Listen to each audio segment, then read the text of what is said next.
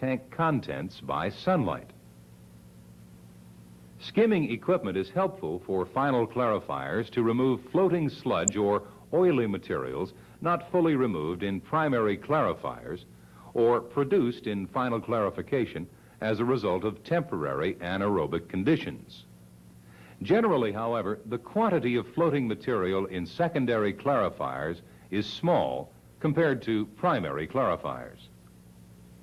There is no doubt that the most critical factor in the proper operation of final clarifiers is the rate of sludge accumulation and removal.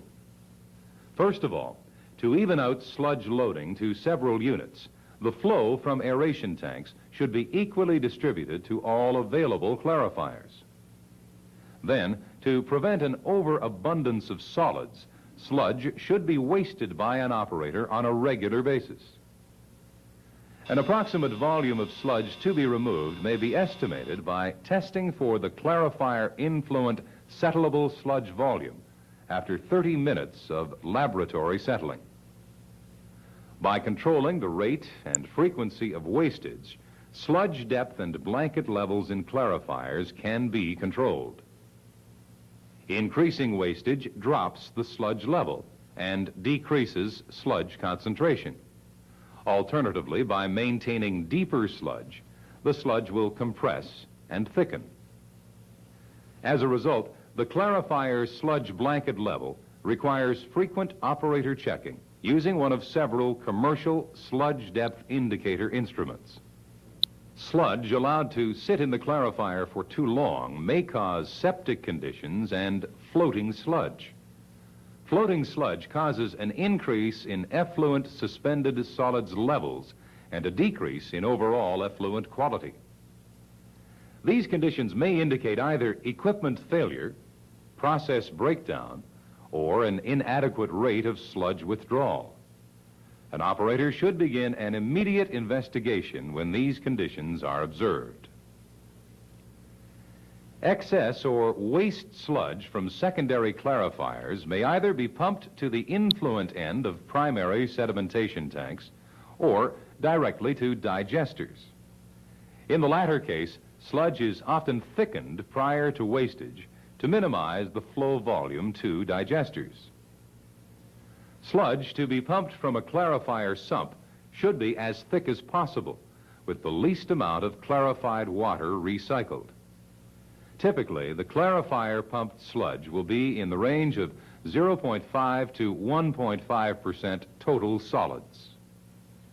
If thickened in a separate thickener or in a flotation process, sludge concentration may be increased to 3 to 4.5% solids before wasting.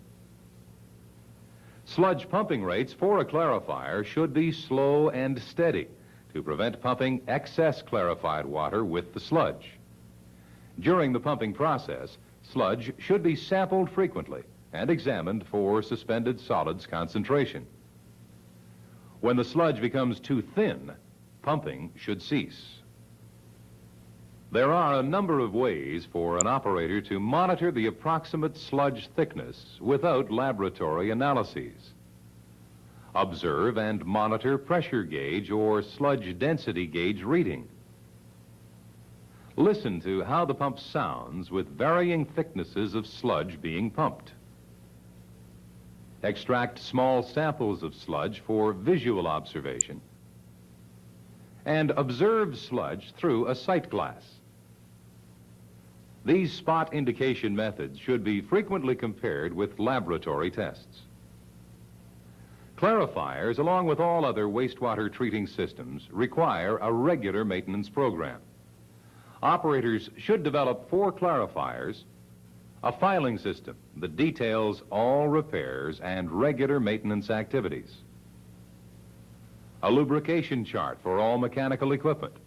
Always lubricate equipment at recommended intervals using the proper lubricants. And keep clean all equipment and structures. Remove accumulations of floating material and algae from inlet baffles, effluent weirs, and launder rings.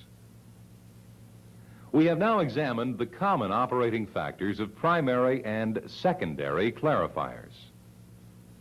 There are, however, some unique final clarification operating problems and criteria for the activated sludge process.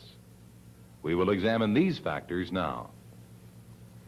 Activated sludge final clarifiers have two distinct functions: solid separation to produce a clear effluent, and the production of a concentrated sludge suitable for return to the aeration tank or wastage to a sludge disposal system.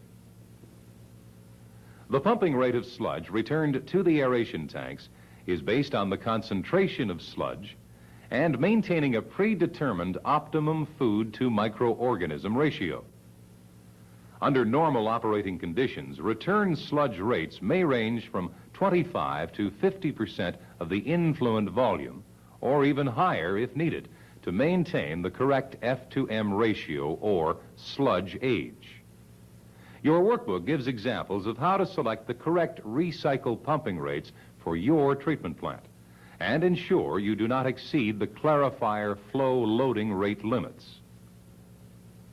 Because of high recycle rates, the final clarifier for activated sludge has one unique loading factor all operators should check periodically: the mass loading or solids loading rate.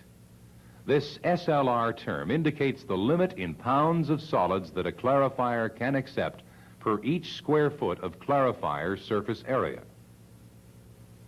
To calculate the solids loading, it is necessary to know the flow in millions of gallons per day, suspended solids concentration in milligrams per liter, and the final clarifier liquid surface area in square feet.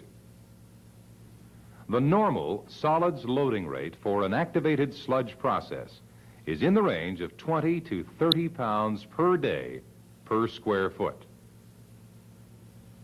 For short-term peak flow or loading periods, this factor should not exceed 50 pounds per day per square foot.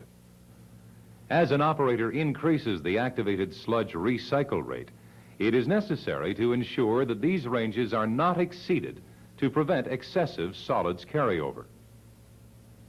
For the activated sludge process, as discussed, it is also desirable to keep the sludge aerobic and biologically active by removal of sludge rapidly from a clarifier and on a continuous basis, or as frequently as possible for sequence pumping operations.